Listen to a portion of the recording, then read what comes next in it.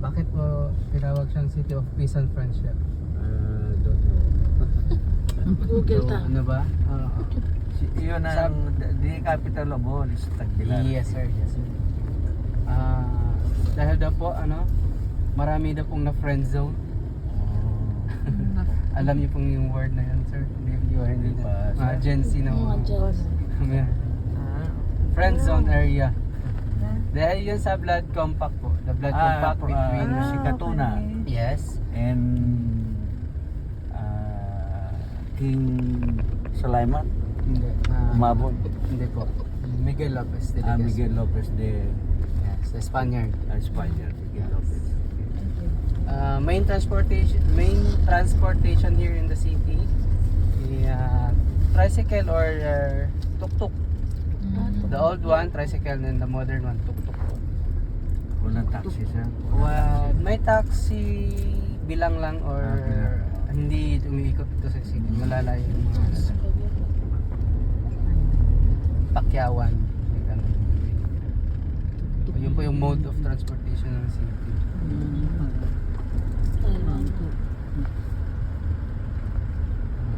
Tuk-tuk. Lahat po ng tricycle ma'am sir, may nakalagay sa likod pala na Bible verse. Okay. Ano po religion niyo Then, ma'am? tuktok lang.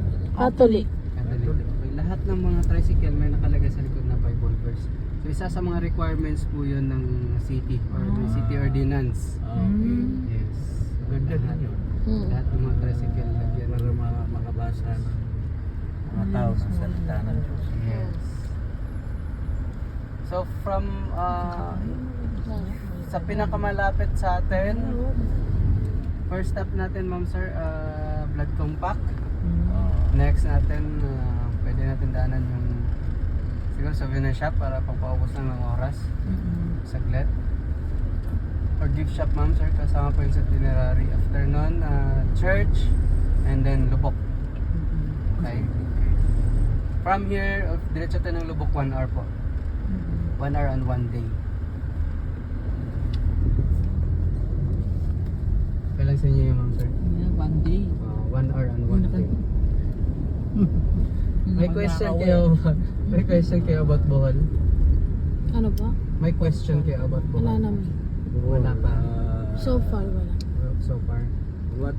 But nagkaroon tayo ng Chocolate Hills? Okay, mamaya ma'am sir, Mamaya. pag malapit na tayo sa Chocolate Hills, I will Advance na sir. I will Palo, explain this. pera lang po yun. Bakit naging chocolate?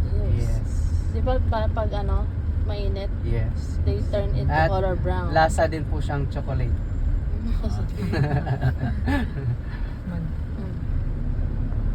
Hindi kayo naniwala sa akin, may trust issue kayo. Hindi sir, yung ano doon, yung ginawang pool resort. Ay, oo, yun. Yung resort po, sarado siya ngayon. Pinasarado. Kasi walang permit. May controversial Sinarado yun. talaga. Hindi na siya May pinalita. controversy yun sir. Controversy. Saka bakit mo ilalagay doon?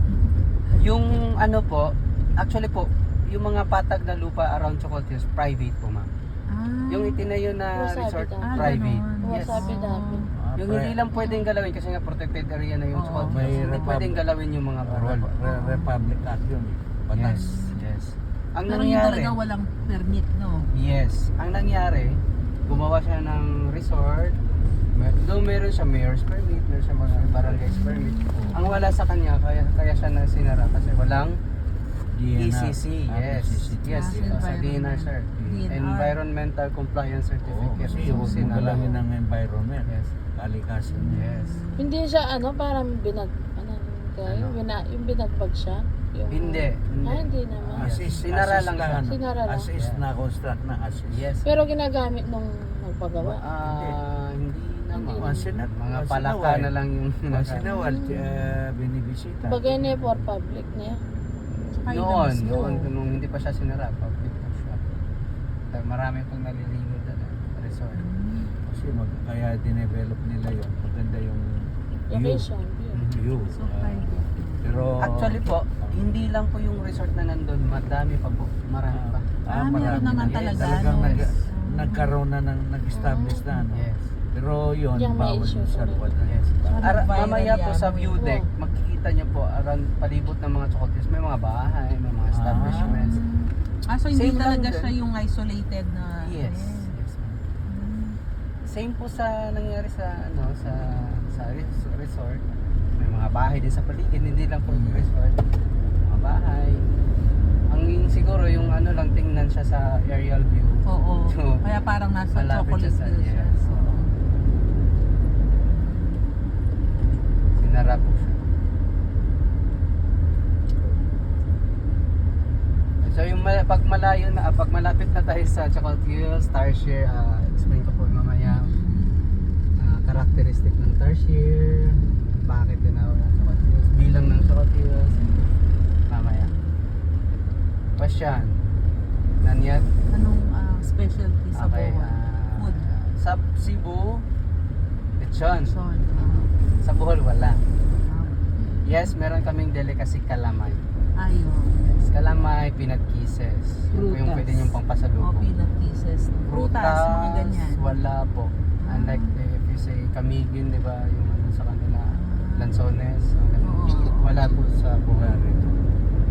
Lechon Tarsier, Joe. Nice. Maliliit lang yun. Dangerous. Endangered, yes. You can only find here in the Philippines. Actually sir, meron na po sa Southeast Asia like Brunei.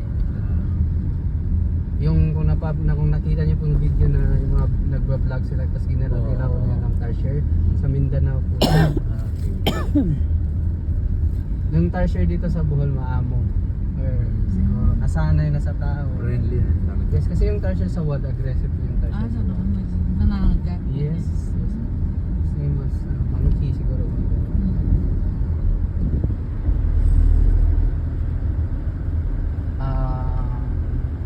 Okay, salita na ginagamit namin Bisaya or so marami pong Bisaya. Kasi Bisaya, Muray, ano.